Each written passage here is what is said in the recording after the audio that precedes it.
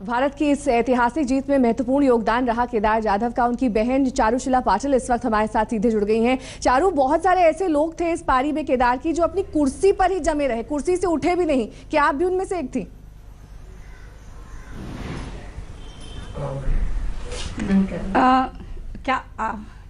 आप फिर से बोलेंगी?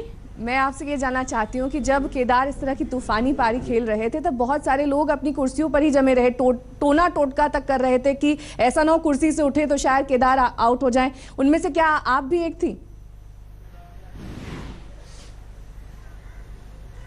हाँ, वो ऐसा होता है कि जब हम मैच के एक निर्णायक स्थिति में आ जाता है मैच, तो उस टाइम जो कुछ भी चल रहा होता है वो आपको कुर्सी से उठने नहीं देता। और वही सिचुएशन था जो कल हम देख रहे थे। तो सब लोग बहुत ही रंजकता से वो गेम आगे जा रहा था और इसीलिए सब लोग कुर्सी में ही थे और मैं भी उन्हीं में से थी कि जो मैं अपनी कुर्सी से उठना नहीं पसंद किया कि वो मैच के उस स्टेज में। चारुशिला, इस मैच विनिंग पारी के लिए आप अपने भाई को क्या गिफ्ट देंगी? सुना है उन्होंने अपनी विनिंग ट्रॉफी ही आपको दे दी है मैन ऑफ द मैच की। हाँ, वो विनिंग ट्रॉफी तो मिली हमें कल और हमने वो सेलिब्रेट भी किया, एंजॉय भी किया वो। हाँ, ट्रॉफी तो है अभी घर पर। आप क्या गिफ्ट देंगी अपने भाई को? मुझे लगता है वो गिफ्ट का बहुत ही चर्चा हो गई। वो कल चतुर्थी का दिन था और केदार ने बहुत ही अच्छी पारी खेली। तो मुझे लगता है गणेश जी जो सब विद्याओं की देवता है, तो मुझे लगा कि मैं भी मेरी तरफ से उसके लिए कुछ तोहफा दे दूं। तो मैंने सोचा कि ये गणेश जी की एक मूर्ति है जो मैं केदार को देना चाहती हूँ। तो ये है आपका वो खास तोहफा है जो आप अपने भाई को देना चाहेंगी। ये बताइए चारुशिला कि आप अपने भाई के साथ बड़ी हुई हैं, पली बड़ी हैं, बहुत सारी मजेदार किस्से होंगे, कहानियां होंगी बचपन की जो आप शेयर करना चाहेंगी केदार के बारे में?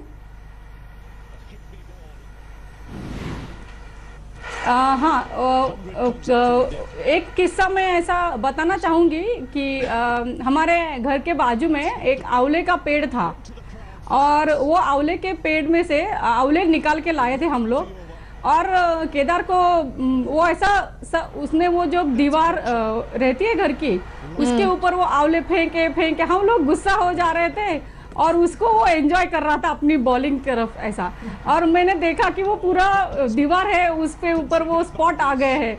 तो लेकिन वो बोला नहीं, तुम्हें क्या करना है, मैं खेलता जाऊंगा। एंड मीन्स उसके उस खेल में से उसका वो जो खेल की तरफ पैशन था वो ही एक दिख रहा था। तो वो किसी और कैसे है कि जब मन में हम कुछ ठान लेते हैं तो सब चीज़ों में हमें वही दिखता है। तो हमारे लिए आंवला एक खाने की चीज़ हो गई, लेकिन उसके लिए वो एक गेम जैसा वो हो गया और वो खेलता रहा वो। चारुशिला, ये बताइए तो ऐसी बहुत सारी चीज़ें हैं जो हम एक्सपीरियंस तो किए एक साथ। ये एक क्रिकेटर की जिंदगी में कई ऐसे मौके आते हैं जब उसका टीम में सिलेक्शन नहीं होता, कई बार उसका परफॉर्मेंस उम्दा नहीं हो पाता और जितनी उम्मीद की जाती है उसके मुताबिक नहीं हो पाता। ऐसे में केदार के साथ जब भी ये हुआ कि उनका टीम में सिलेक्शन नहीं हुआ, किस तरह से उन्होंने अपना डिसअपॉइंटमेंट जाहिर किया? हाँ, ये बहुत अच्छा सवाल पूछा आपने, क्योंकि कोई भी जो जीत है या कोई भी सफलता है वो इतनी आसानी से नहीं मिलती। उसके लिए 100 असफलताओं का प्रवास करके वहाँ पहुँचना पड़ता है। तो ऐसा नहीं है कि केदार को इन मुश्किलों का सामना नहीं करना पड़ा। इनफैक्ट उसको तो ज़्यादा करना पड़ा, क्योंकि उसको अगर आप देखोगे तो उसको थोड़ा लेट चांस मिला इंडिया में खेलने के लिए। तो लेकिन हाँ, ऐसे मौके बहुत बार आए कि जब हमें ऐसा लग रहा था कि केदार अभी इस टीम में आएगा, लेकिन नहीं आया। लेकिन फिर भी उसने अपने ऊपर का जो विश्वास है उसको कम नहीं होने दिया और फिर से वही विश्वास के साथ वो खेलता रहा।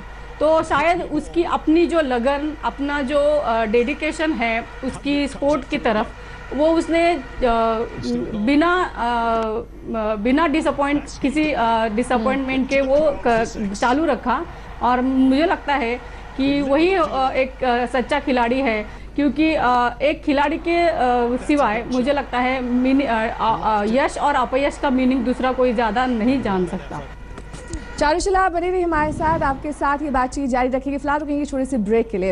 इंग्लैंड के खिलाफ कल की शानदार जीत में अहम भूमिका निभाई केदार जाधव ने। केदार जाधव की बहन चारुशिला इस वक्त हमारे साथ लगातार बनी हुई है। चारुशिला, एक वक्त ऐसा था जब भारत के 4 विकेट गिर चुके थे, 351 रनों का पहाड़ जैसा लक्ष्य था। ऐसे में सोचा था कि इंडिया इस तरह से ऐतिहासिक तरीके से जीत पाएगी और केदार जाधव उसमें अहम भूमिका निभाएंगे।